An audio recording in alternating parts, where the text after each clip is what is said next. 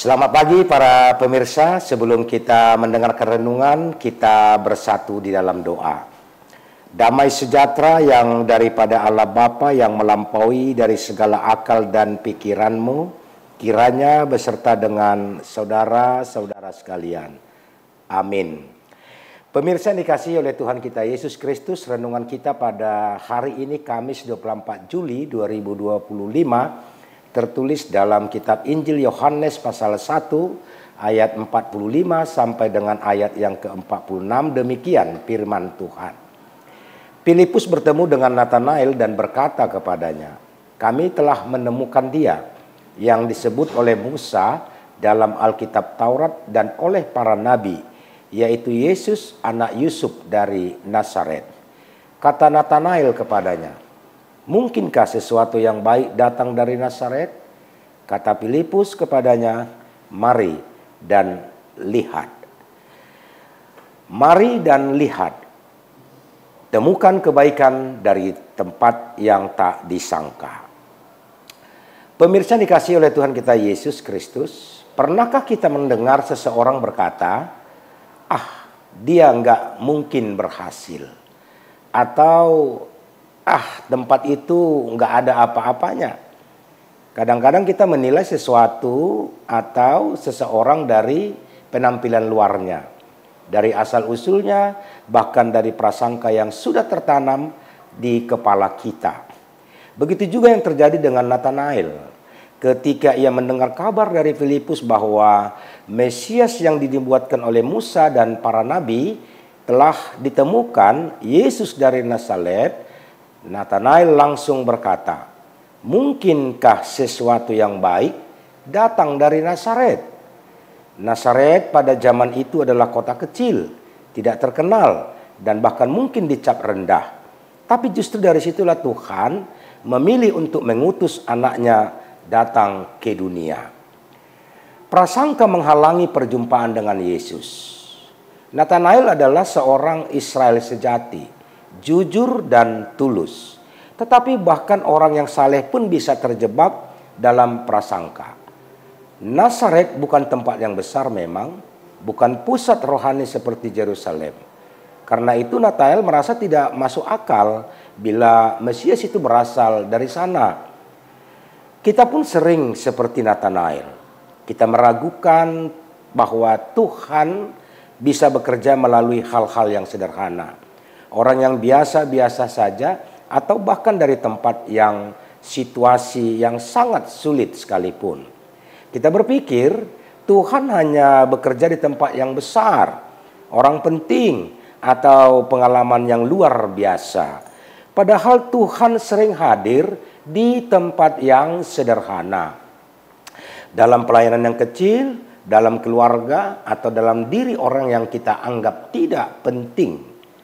Yang kedua, Tuhan menggunakan yang tidak dipandang dunia.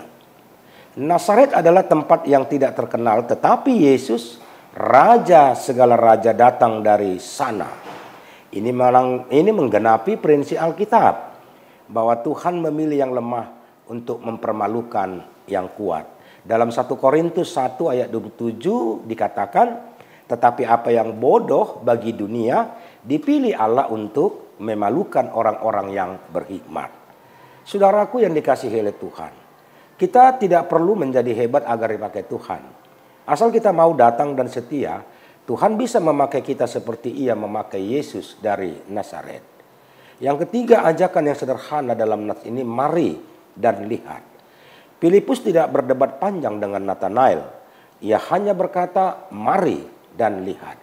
Itulah kekuatan kesaksian yang sederhana. Bukan karena kepandaian berbicara, tetapi karena ada perjumpaan pribadi dengan Yesus. Dan ketika Natanael datang dan melihat, ia pun mengakui, "Rabi, engkau anak Allah, engkau Raja orang Israel." Yohanes 1 ayat 49. Pemirsa dikasihi oleh Tuhan kita Yesus Kristus. Dalam pelayanan, jangan remehkan kekuatan ajakan sederhana.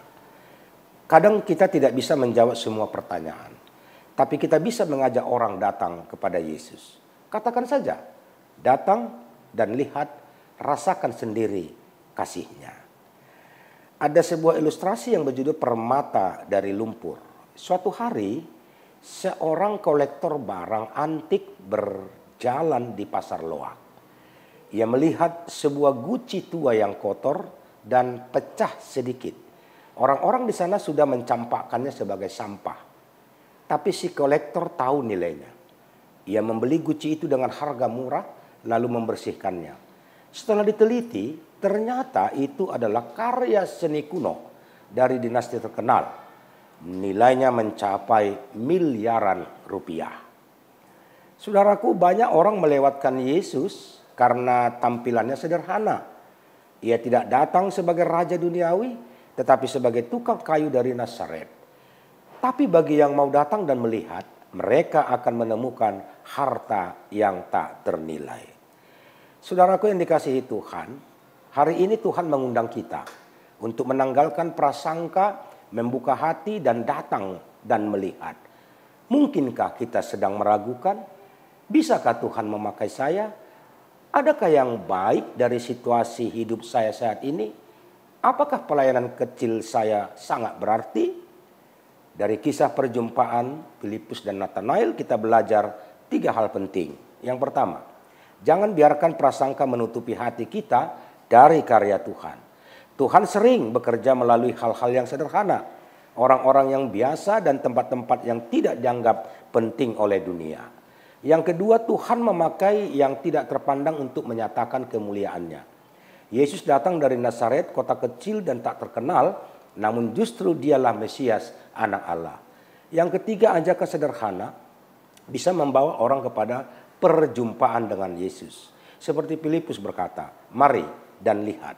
Demikian juga kita diajak untuk mengundang orang lain mengenal Yesus, bukan dengan debat, tapi dengan kesaksian dan kasih. Maka marilah kita datang kepada Yesus, membuka hati dan percaya bahwa yang baik dan mulia bisa lahir dari tempat yang sederhana. Dan ketika kita sungguh melihat, kita pun akan bersaksi seperti Nathanael. Amin, kita berdoa. Terima kasih Allah Bapa karena Tuhan juga mau memakai kami. Dari hal-hal yang kecil kami lakukan, itu menjadi sebuah kesaksian bagi orang yang percaya kepadamu. Engkau berkati seluruh umat-Mu yang mendengarkan renungan ini, dan mereka boleh beraktivitas penuh dengan pengharapan dan selalu menanti berkat Tuhan dimanapun mereka berada. Terimalah berkat Tuhan. Anugerah Tuhan kita Yesus Kristus, kasih setia Allah Bapa dan persekutuan dengan Roh Kudus kiranya beserta dengan saudara-saudara sekalian. Amin.